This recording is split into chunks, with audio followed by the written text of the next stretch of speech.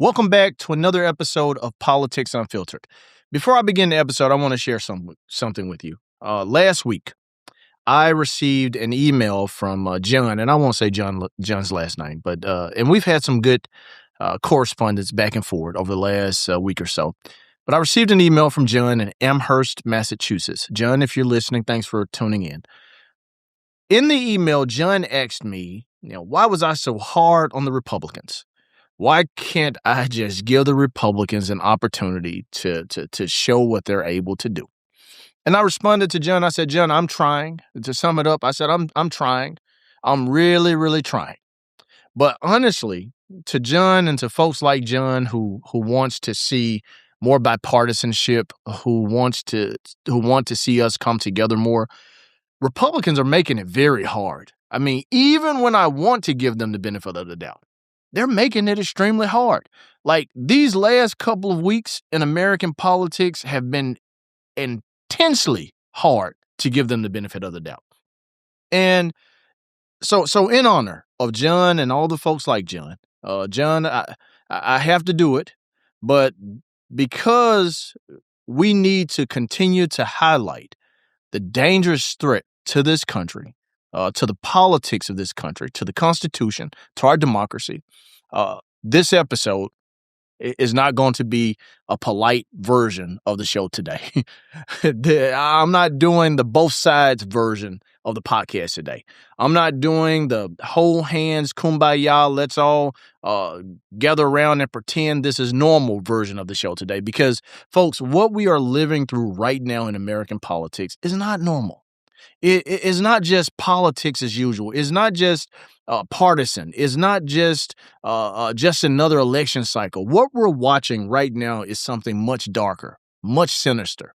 This, folks, what we're dealing with is a regime mindset, a regime culture, a regime strategy being carried out by Donald Trump and all of his cronies across the government, all of his puppets who he have installed in government, and all of his friends in big business, big tech, who are helping to aid this regime.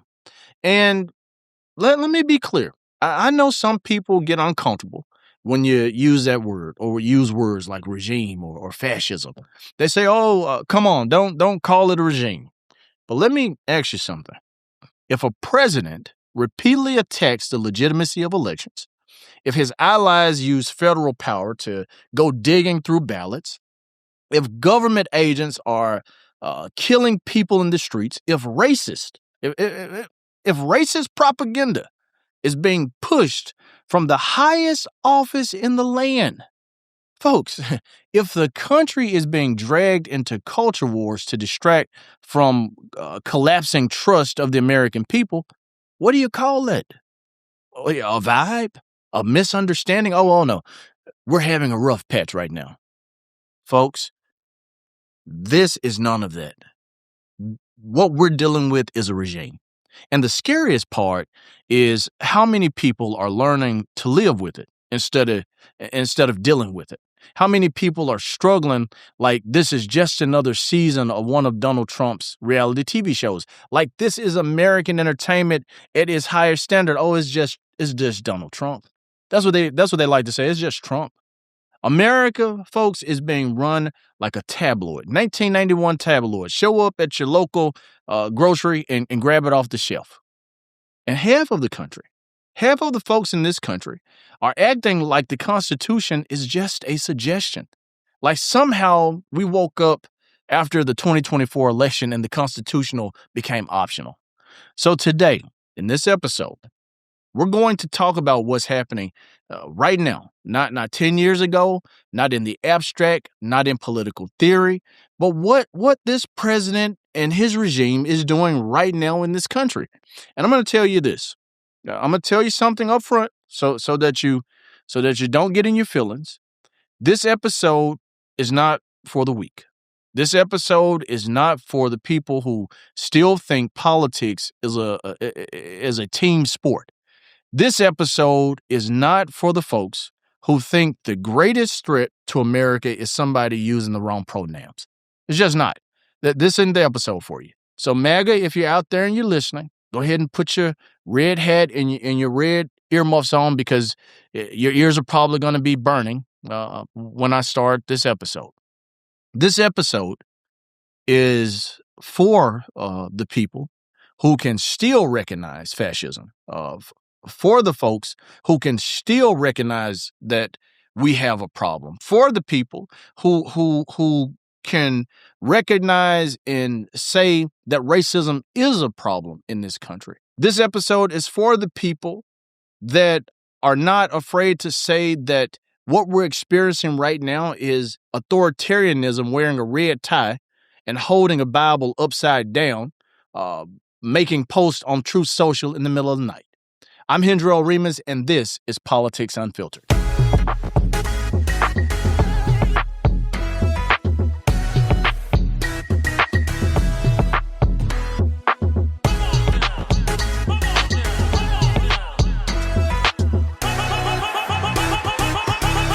All right, now let's start with this mega obsession with elections in this country. And I'm not talking about the elections that Trump won, because rightfully so, he won 2 elections. He won in 2016. He won in 2024. As much as I hate it, he won. But his obsession that him and this cult has with the election that he actually lost, the one of the highest turnout elections in the history of the country that he lost, the 2020 election, the big lie. Let's start there. Let's start with this power grab that they're trying to orchestrate in plain sight, because that's where it always begins with every regime. Not with tanks, not with bombs, not with armies marching down Main Street. It starts with attacking truth. It starts with attacking the ballot. It starts with planting the idea that the people don't get to choose anymore because the leader has decided people can't be trusted. And Donald Trump knows. Donald Trump knows that in overwhelming numbers, the polls are starting to show that people just do not trust him. They don't trust his leadership. They don't trust his intentions. And when you are a leader of a regime and you realize that, then you know you've got to do something about it. So you start with the elections. You erode trust in the elections. And Donald Trump has been obsessed with one thing particular since 2020. The idea that he didn't lose that election. Not maybe something went wrong. Not I want to improve election integrity. No. He's been pushing this idea, this big lie that the election was stolen. Him and his cult are still to this day pushing it. Despite audits, despite courts, despite recounts, Republican election officials have basically given him a reality check. Even in red states, they've been saying, you lost, sir. It's clear you lost. We went on a whole 4 years with another president. This man's still saying he lost an election. And here's what people need to understand. None of this was or is about the 2020 election. This has always been about laying the foundation for permanent power. Because once you convince people elections are fake, you can justify anything. You can justify taking over voting. You can justify federal intervention. You can justify intimidation. You can justify violence. And what do we see right now? We see the next step of Trump's plan, this desire to nationalize elections.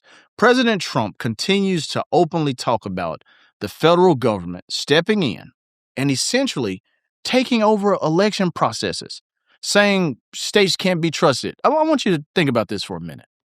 Donald Trump deciding who the school board member will be. Donald Trump deciding who the city council person will be. Donald Trump deciding who your county commissioner or local judge or your mayor will be. He wants to put all the power of elections in the hands of his federal regime so that they can make the rules, so that they can determine if you should stay on the voter rolls or if you should get purged. They want to make those decisions if there's an open primary or if there's no primary. Think about how dangerous that is. They don't trust states to handle elections. They want to strip that authority from that constitutional authority from states. They want you to believe that you can't trust that local officials and state officials can handle the elections. No, you know who I don't trust? I don't trust that Donald Trump and the folks in the federal government can properly and fairly administer elections. Let's talk about something. The man who can't even run a casino without bankrupting it, can't run a steak shop without bankrupting it, wants to run every election in America, in addition to running Venezuela, in addition to wanting to run Greenland. Come on, give me a break.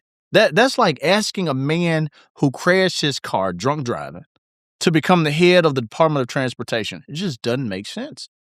Why would we let someone who is fascinated with stealing elections administer elections?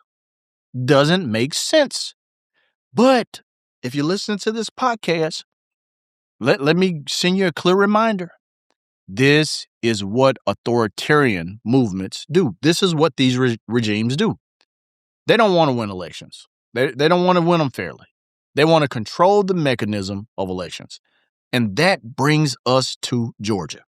Now, this is part of where things stop being political debate and start feeling like the beginning of a major crisis. I want you to watch this clip.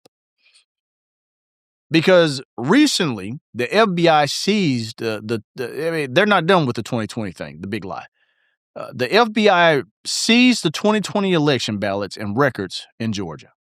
And not just any part of Georgia. They went to Fulton County, Atlanta, one of the bluest parts of the state, the most politically sensitive county in the state, the county that's been at the center of every conspiracy theory, every mega obsession, every stop the steal fantasy. But this whole stop the steal fantasy that they've dreamed up, Fulton County was the center of attention, ground zero for the stop the steal movement. And what has made their recent actions even more explosive is that he's got the country's top spy agent, Tulsi Gabbard, lurking around this whole scene where the FBI is seizing records, and she's wearing a black cap and trying to hide herself, and she's got a black jacket on, and she's standing behind a wall on the phone. Maybe she was talking to him.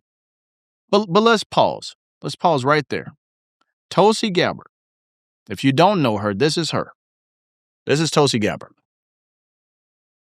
Former Democrat turned right-wing darling or right-wing nutcase to appease the MAGA movement, now sitting in a position of national intelligence influence. This is the woman who folks think is a Russian spy. A Russian spy. And suddenly, she's connected to an operation involving election materials. What does the intelligence chief of the country have to do with the 2020 election?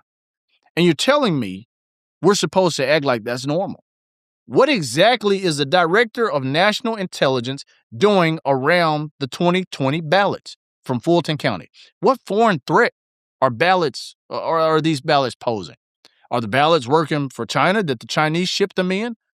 Did the ballots join Hamas? Did the ballots get caught up in a bag of fentanyl at the border? The answer is no, folks. The answer is no. These ballots are domestic democracy. There's nothing to do with international security. It has nothing to do with intelligence. These ballots are domestic democracy. So why is she there? And that's the question. Folks keep asking that. Americans should continue asking it. And they should be asking it loudly because the alarm bells are ringing. Why was Tulsi Gabbard in Georgia when federal authorities seized election records? And what is her position on the 2020 election? Because let's not play games. Tulsi has flirted with the something wasn't right narrative for years. She has been a gateway voice for conspiracy-adjacent politics, not always outright, always the kind of vague suspicion that feeds that mega beast, that feeds that conservative beast after the 2020 election, that somehow has worked as propaganda. You don't have to say the election was stolen. I mean, she's mastered that. You don't have to say it was stolen. You just have to say people have questions. You don't have to light the fire. You just have to pour gasoline nearby and pretend you're just holding a gas can.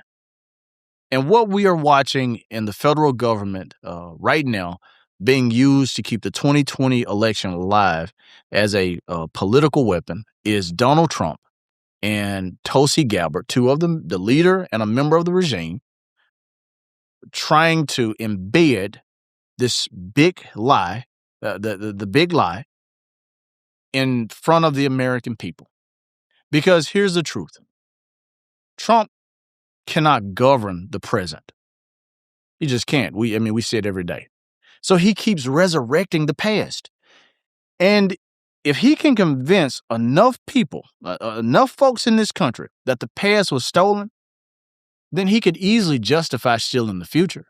That's the strategy. That's the sickness. And if you think I'm exaggerating, ask yourself this. Why are we still talking about 2020? Why is the federal government still circling the carcass of that election? Why is an intelligence figure like Tulsi Gabbard involved in any of this? Because they're not searching for the future. They're searching for an excuse, folks. If you're listening to this podcast, I want you to know that they want to nationalize elections.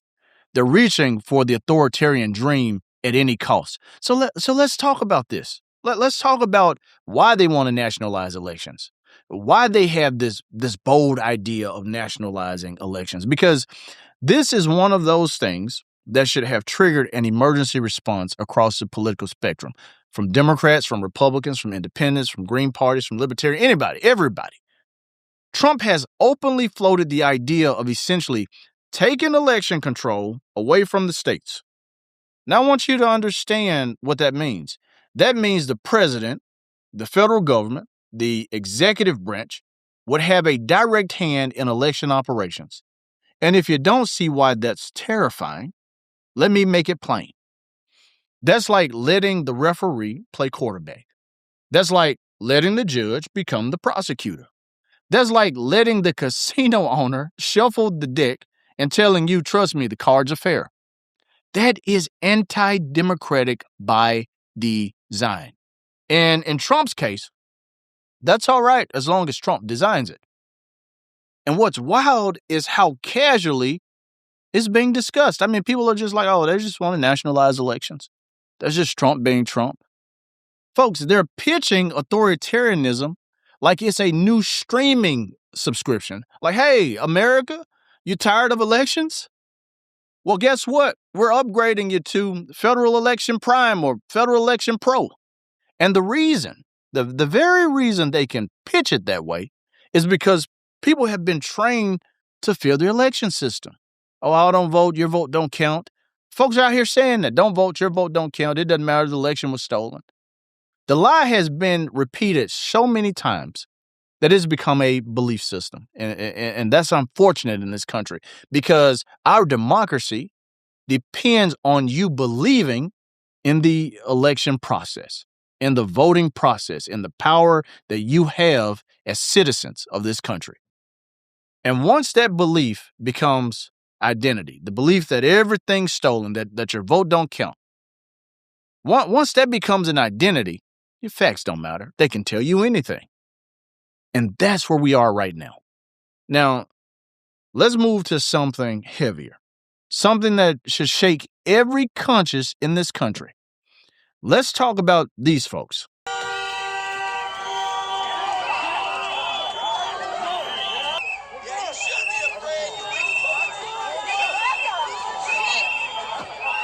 ICE has been leaving a trail of blood in the streets of this country.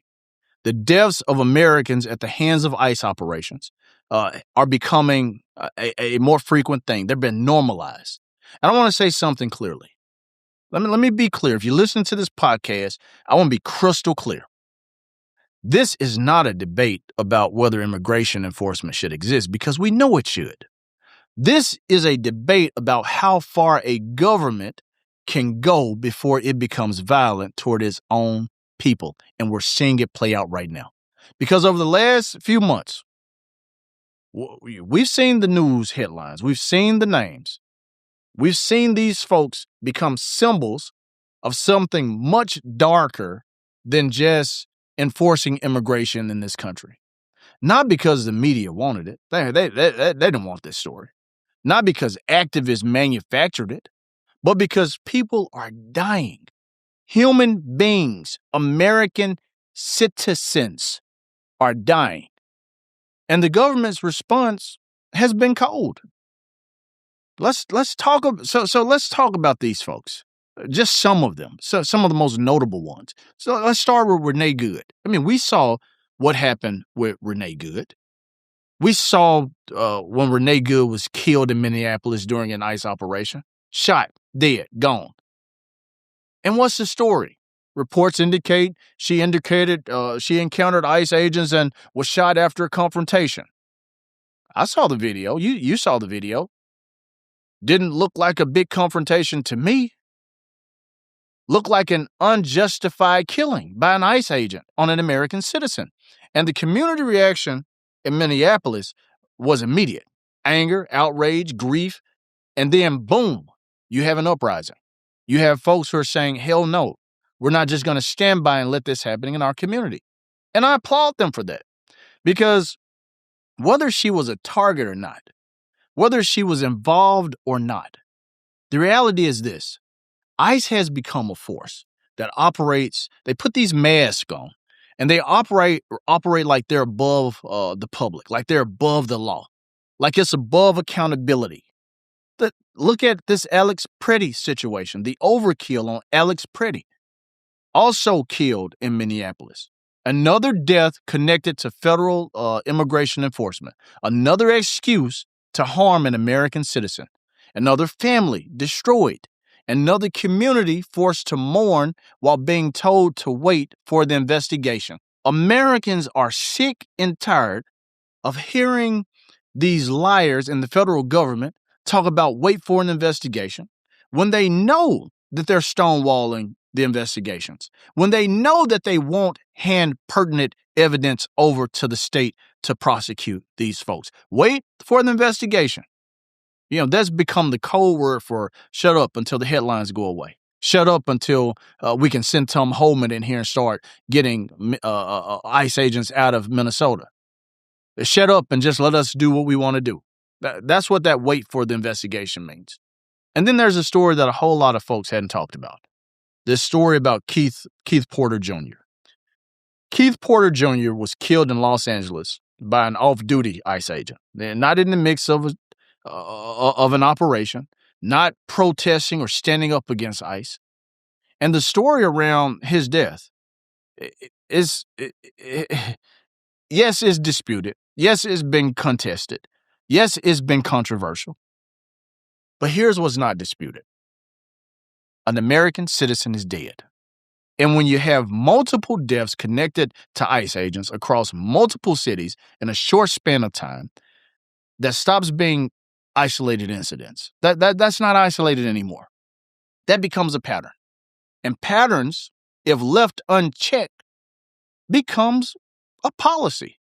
And we see that these reckless patterns carried out by ICE in America are quickly becoming the norm, are quickly becoming their policies when they encounter American citizens or immigrants anywhere in this country. Folks, this is the part of the Trump regime that should terrify everyone, including conservatives. When law enforcement power is expanded, when it's militarized, when it's politically justified, it doesn't stay constrained. It doesn't. You can't contain it. It grows, it spreads, it metastasizes. And before long, you don't just have immigration enforcement, you have a domestic force that can be turned on whoever the government wants, on whoever Trump identifies as an ally, on whatever city he wants to send them to. They go do whatever he wants. We don't even know who these folks are. You don't know who they are. You don't know who they are. Imagine if one of these ICE agents is a high school basketball coach or the church deacon. You don't know who they are. And that's a dangerous precedent in this country. And if you don't believe that what has happened in Minnesota or Los Angeles could happen in your city, ask yourself this. How does authoritarian governments, or why, let's say, why does authoritarian governments always start by targeting the outsider or folks who they try to label as outsiders? Immigrants, refugees, who you sit in Iran right now, protesters. Because here's the reality. If they can dehumanize one group, it becomes easier to dehumanize the next. And the uprising around these deaths in America by ICE, we see that this stuff isn't just activism. It's people screaming from the top of their lungs that in this country, we see what you are doing and we want to say something. We want to do something. We're going to stand up to it. We're going to make it clear to you that this is not right. So let me be blunt. The blood of people like Renee Good, like Alex Pretty, like Keith Porter Jr., the blood of these American citizens is now part of the political ledger. It's part of the political ledger of this era. And history, folks, as much as they want to erase it, history does not forget what has happened in this country, and it will not forget what has happened with ICE under this Trump regime. It just won't. So it doesn't matter if it's Holman or Gabbard or Trump himself, Kristi Noem. It doesn't matter if it's any of these folks. Their names are not going to be lifted in glory in the history books. I just don't believe that they are. Then let's talk about another hot button issue, because they used to carry out these culture wars just at the state level, or as all was around trans rights and all this stuff. But now this culture war distraction that the president and the White House and his regime is carrying out has become way more toxic. Imagine, Bad Bunny has caused the White House to have an absolute meltdown. He performed at the Super Bowl. Now let's talk about the circus that is the Trump circus, that is. Because while people are dying and democracy is being attacked, as a matter of fact, while people are dying and while democracy is dying, the White House is still acting like it's running a Facebook comment section. That they want to see how reckless the MAGA cult can get. The Super Bowl happens. Bad Bunny performs. The world watches. I mean, he breaks records. The highest rated Super Bowl halftime show in history. The highest viewership. And instead of the president behaving like a leader, instead of him saying, America is a big place. It's inclusive of everybody. We should be united. We should embrace everyone. No. He responds like your drunk uncle who thinks everything after 1997 is just loud noise. Turn it down. The noise is too loud. I can't hear what it's saying. Trump's response to Bad Bunny wasn't just about music. It was cultural resentment.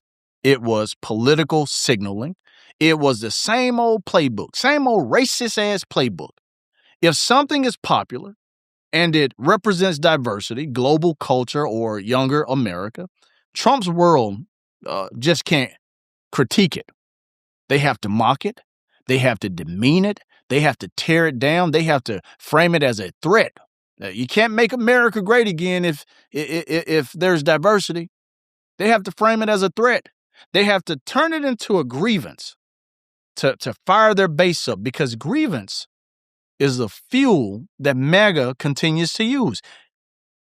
And what was the message? What was the overall message? The message was, this isn't America. That's what they want to believe you. That's what they want you to believe. Bad Bunny isn't America. Oh, he can't be American. The Puerto Rican artist, loved by millions of Americans, isn't American. That's what they want you to believe. The Spanish language, oh no, that's not American. Meanwhile, the man posting conspiracy memes at 2 a.m.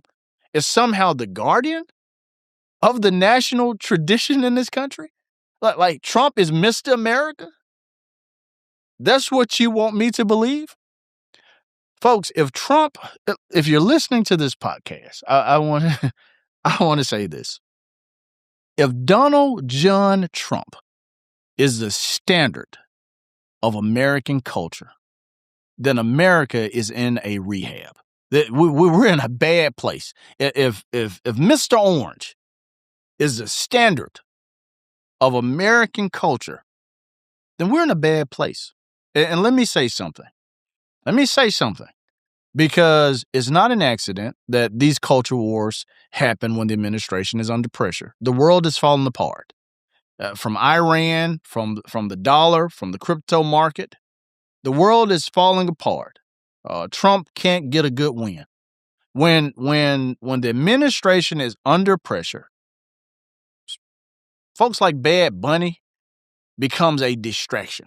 It's easier to argue about Super Bowl halftime shows than it is to answer questions about ballots being seized in Georgia or ICE killing folks in the streets of the country or the Epstein files.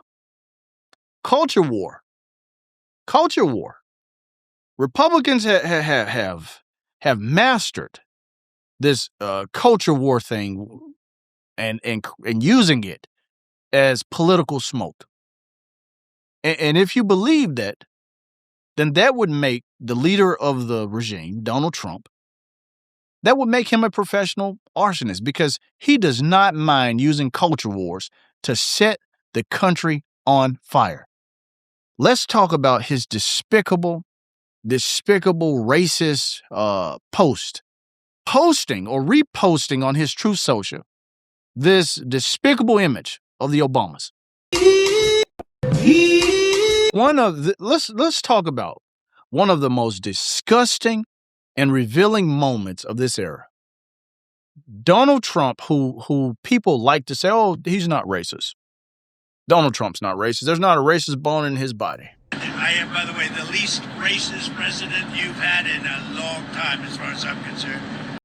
Donald Trump posting racist imagery depicting Barack and Michelle Obama as apes. Oh, he's not racist. There's not a racist bone in his body. Let's be clear. Folks, that's not edgy humor. That is not a meme, a political meme, as he tried to say it was. That is not free speech controversy. That is a centuries-old racist trope used to dehumanize Black people. That's what it is. It's racism. From the highest office, with the seal of the presidency stamped on it. And for it to come from the account of a sitting president tells you about the mindset of this man. Now, he's tried to say it was, I don't make my own posts. I didn't post that. It was one of my staffers. It was an assistant. Who was it? Katie Miller, Stephen Miller, Caroline Levitt. Which one of the members of the regime was it? Bring them out so that we can see them. If it was Stephen Miller, get his ass out of there. He still hasn't fired the staffer who supposedly posted. Hell, was it Melania? Who posted it? We want to know, because if the president's not a racist, then the president should be front and center getting rid of the racists. But guess what? That post wasn't just a dog whistle to racist folks in this country. It was the president using a megaphone. It was him using the bully pulpit to bring back or to remind those who harbor some of the most dangerous ideas about their neighbors, some of the most dangerous stereotypes, some of the most disgusting prejudiced thoughts about their neighbors, about folks who have risen to the most historical levels in our country. It's a megaphone and a bully pulpit for him to remind people of the level of racism that they can still showcase in this country. If the president can do it, I can do it too. He sets the standard. And what makes it even more dangerous is the way it gets normalized, because you'll always have people saying, and I cannot phantom this. Well, maybe he didn't post it personally. Well, maybe an intern did it. Well, maybe it was shared without context. Let's give him the benefit of the doubt. Just like John from Amherst said to me, let's give the Republicans the benefit of the doubt. John, this is why I can't give the Republicans the benefit of the doubt. The president goes and he does stupid shit like this, or he says that the people around him is doing stupid shit like this, doing racist things like this. John, this is why I can't give him the benefit of the doubt. Let me tell you something.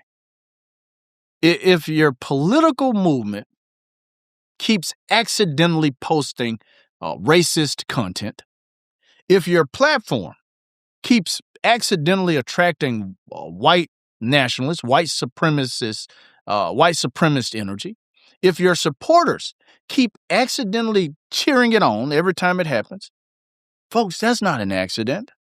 That's an alignment on racism. And the tragedy is what it does to the country, because it tells black folks, it tells black Americans, you are still a target. You're not safe. It tells white extremists, you have permission to do whatever you want to whoever you want. It tells the world, as much as we want to look up to America, America is losing its mind. And it tells every child watching, this is leadership. When the president can be racist, when all of his followers can be racist, and when it can be justified, it tells that young child who is dreaming of leadership someday that this is leadership. We have to reject that. No, this is not leadership. This is not America. This is not decency. This is poison. And you can't build a nation on poison. It's going to fail. And here's the part that should hit everybody. Donald Trump doesn't just attack the Obamas because of politics. He attacks the Obamas because Barack Obama represents something Trump cannot stand. I mean, this man is obsessed with Barack Obama. And it's because he represents something Trump can't stand. A black man who has exceeded expectations, set the bar so high that we're dreaming of the next president who can match it. A black man who was respected globally, a black family that carried dignity into the White House, a symbol of American progress. And Trump has built a career. I mean, his entire career has been built on backlash to progress. You know, make America great again. Take us back to the golden age. Whole career has been about standing in the way of progress. So he posts racist garbage. That's expected. Then he acts like the outrage is the problem. He posts the garbage, and then he acts like the outrage is the problem. Oh, people are upset for nothing. Folks, that is the Trump regime in a sentence. Commit the offense, then attack the reaction, play the victim, and do it all over again. Listen, if you're listening to this podcast, the Trump MO is commit the offense, then attack the reaction, then play the victim, and start all over again. I mean, it's like clockwork. He do it over and over again, issue after issue, shock attack after shock attack. Now that we've gone down that rabbit hole, now that we've checked the list on all of this recklessness that we've seen from this president and this White House, let's get to a topic that should make every American furious, no matter who you are, man, woman, doesn't matter who you are. The Epstein files. And I know I've covered this in some episodes, but now that we've got these 3.5 million files, 3.5 million pages of the files that's been released and redacted to the extremes, There's still so many questions. We got to talk about the Epstein files, the elite rot and the American sickness that we see coming out of these files. And then we also have to challenge to want to know who is still being protected in the other 2.5 million files that they decided not to release. We still got to ask that question. Jeffrey Epstein, Ghislaine Maxwell, and the files show a network of wealth, power, exploitation, and absolute silence. And now we're watching Congress, this Comer and Congressman Comer in this committee. We're watching him and we're watching Congress have these kangaroo courts behind closed doors where we really don't know what's happening. But then on the other side, we're watching a bipartisan effort. Congressman Massey, Congressman Ro Khanna, folks pushing for more release of more information, documents, records, connections, flight logs, evidence. We see two very different focal points on the Epstein files in Congress right now. One for the good of people and one to appease Donald Trump. And suddenly, the political class in this country is nervous. Oh no, is my top donor's name going to show up in that file? Is the PAC that's supporting me connected to this guy? Is the person who filmed my campaign announcement video going to show up?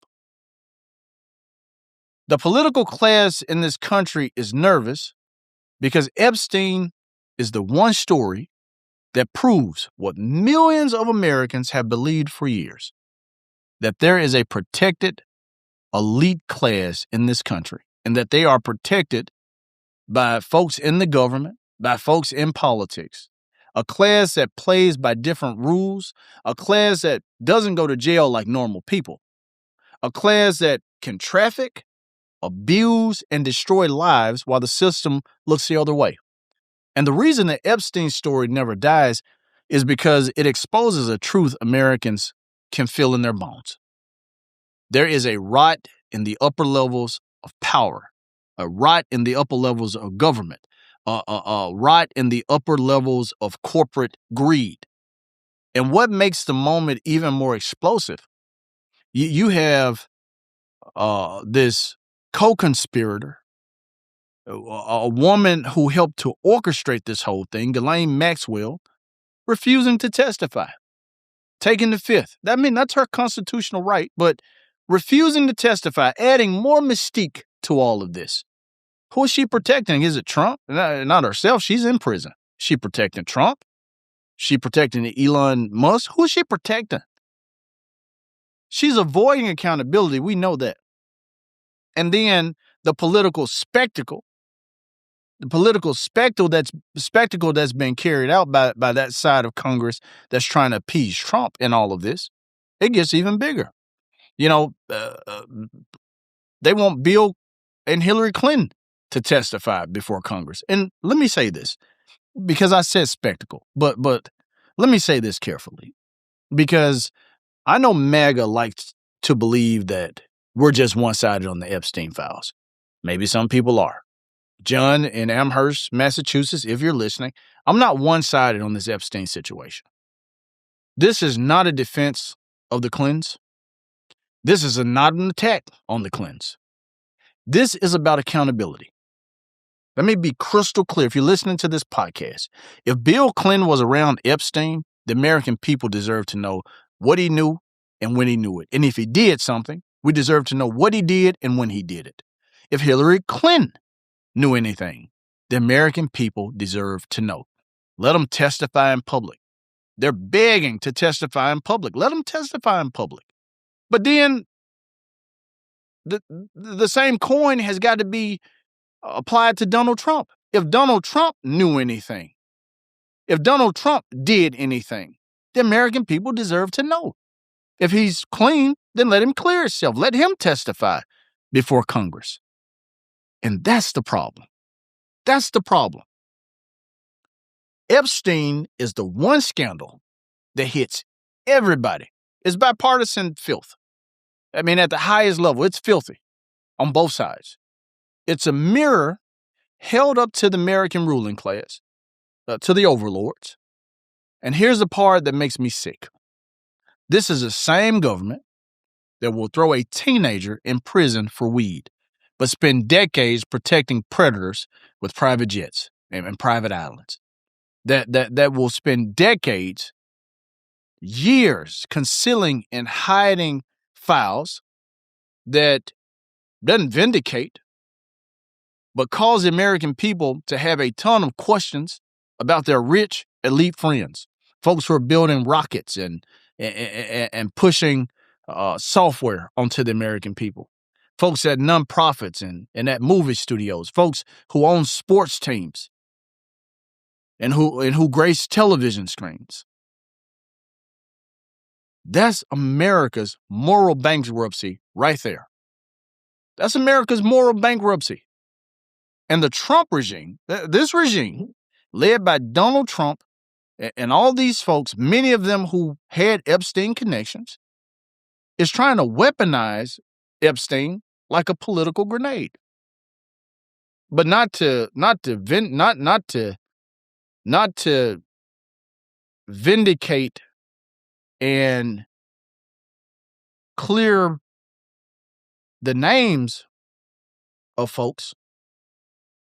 Not to uplift the heinous acts that were carried out against the victims. No. Not because they care about the victims. Not because they care about justice. Not because they care about transparency. Folks, they're using it as a political grenade because they want to use it as leverage. They want to selectively release pictures and records and names, redact this and don't redact that. Every time his name shows up in something, they pull it down and they redact it. Selectively accuse, selectively destroy. They want to ruin the reputations of a few while protecting others. And we have to be careful, because if the Epstein files become another partisan weapon, I promise you the truth will get buried again. If we allow the Epstein files to just be another partisan weapon, they will bury the truth deeper than we can ever find it. You have to keep your foot on the pedal. You have to keep the pressure on these people. Just releasing 3.5 million files is not good enough. Yes, there's some juicy stuff in those files, but there's also a lot of redactions that probably shouldn't be there. Some of these emails were clearly sent by sick men who are carrying out sick actions against women, against young girls, against children. If we allow this to become a bipartisan issue or partisan issue, if we allow them to make this another partisan token to drop into the partisan vending machine, the victims will be betrayed again. Betrayed once or twice or how many ever times by Epstein and Ghislaine and all of these rich, powerful people. They'll be betrayed again by the American government. This is bigger than politics. This is about whether America is serious about justice at all. In reality, and let me say this, in reality, what all of this shit adds up to, whether it's Bad Bunny or the Obamas or raiding the election offices in Georgia, or Tulsi Gabbard being there, or Kristi Noem and Tom Homan and all these folks who can't control ICE, what all of this leads up to is a regime of chaos and control, the Trump regime. This is not random. This is not random. Folks, if you're listening to this podcast, all of this is coordinated chaos. That's what it is. None of this is happening by chance, because chaos does two things for a regime. Number one, it truly exhausts people. And then number two, it makes people easier to control. if you can keep the public overwhelmed, if you can distract them, if you can piss them off and make them angry at each other, if you can divide them, if they stop organizing, if they stop protesting in Minnesota, if they stop asking questions about the Epstein files, if they stop thinking long term about how to win the midterms, if they stop fighting strategically, if they just react, then Trump thrives in reaction. He doesn't want an informed public. Trump wants a tired public. He wants people just reacting. He wants a scared public, a public that says, man, I don't even care anymore. Just make it stop. That's just Donald Trump. We can't do anything about it. I don't care no more. Because when people surrender, they first surrender their attention. Then they surrender their power. When you surrender, you first surrender your attention, then you surrender your power. And that, folks, is the goal. Now listen, the reason this episode matters so much to me, and the reason it should matter to you, is because we're at a fork in the road. I know I say over and over again that, we're at a pivotal moment where, America is got to choose the direction that it wants to go. But I'm not going to stop saying it because we are at a fork in the road, because there are two Americas being built right now. One America believes that democracy is messy but sacred. Do everything you can to protect it. The other America believes democracy is only legitimate when their side wins. And that second America is the death of our republic, the death of our country. And I don't care what party you're in. I just don't. If you think elections are only fair when your guy wins, you are not a patriot, no matter how much red, white, and blue you put on. You are a political hostage to a party. If you think federal agents should be able to kill civilians without immediate accountability, you are not law and order. You are for state violence. If you think racist propaganda is just another joke, you're not funny. You are dangerous. If you think Epstein and justice for Epstein, for what Epstein did to young people, should only be pursued when it harms your enemies, you don't care about victims. You care about vengeance. And vengeance is not justice. Let me close with this. People ask, how does a country fall? It doesn't fall all at once, folks. And I've said that before. It falls in pieces. It doesn't just fall to pieces. It falls in pieces. It falls when the public gets used to outrageous behavior. Every day, Americans are getting numb to this outrageous behavior from Donald Trump. You cannot turn on the television. Every day, something outrageous is coming from this president, from this administration, from this regime. How does a country fall? It falls when institutions get bent. Look at what ICE is doing. Look at what DHS is doing. It falls when leaders treat the Constitution like a suggestion, like it's optional. It falls when the people are divided into tribes that hate each other more than they love truth. And that is exactly what the Trump regime has been feeding. Nothing but hate and division. If you're not MAGA, you're not anything. And here's the truth. Here's the truth that they don't want to say out loud. This isn't about one man. No, Trump is not the disease. Trump is the symptom of a deeper sickness, a hunger for power without accountability, and a culture addicted to chaos. This reality TV mindset that we are living in has made us addicted to chaos. And now we have ICE deaths. We have election seizures. We have nationalization rhetoric. We have racist propaganda from the top. We have elite sex trafficking scandals being weaponized. We have culture wars replacing governance. And we have a nation being trained to accept it. Just accept it. It's normal. It's just Trump. But folks, history has shown us something time and time again.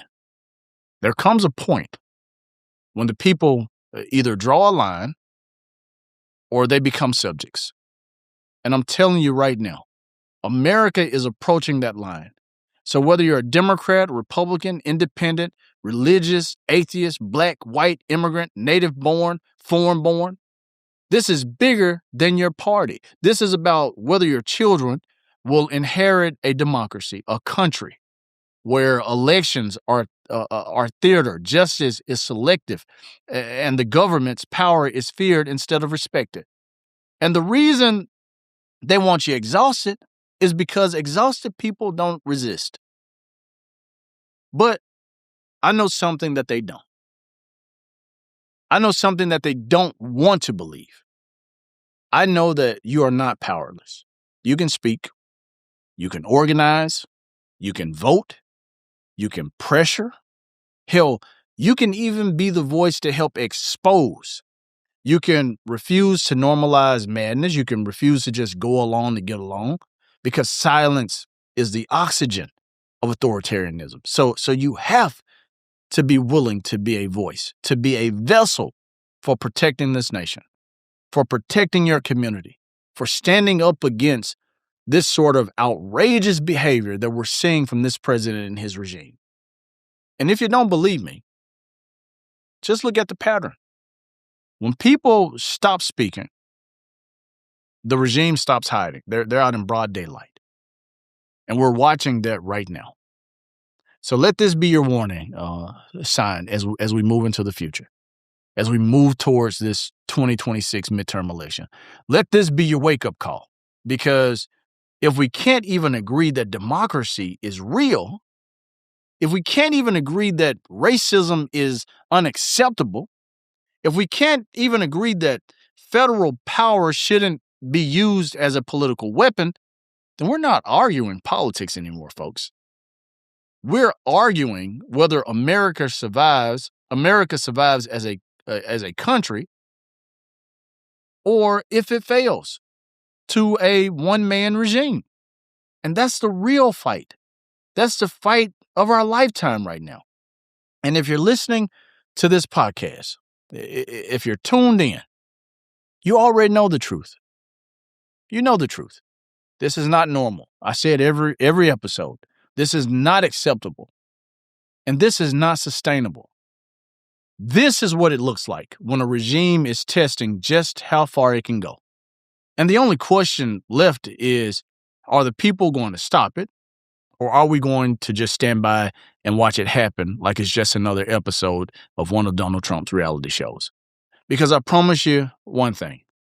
History doesn't care how you voted. History cares what you tolerated. I'm Hendrell, and this has been another episode of Politics Unfiltered. I'm out.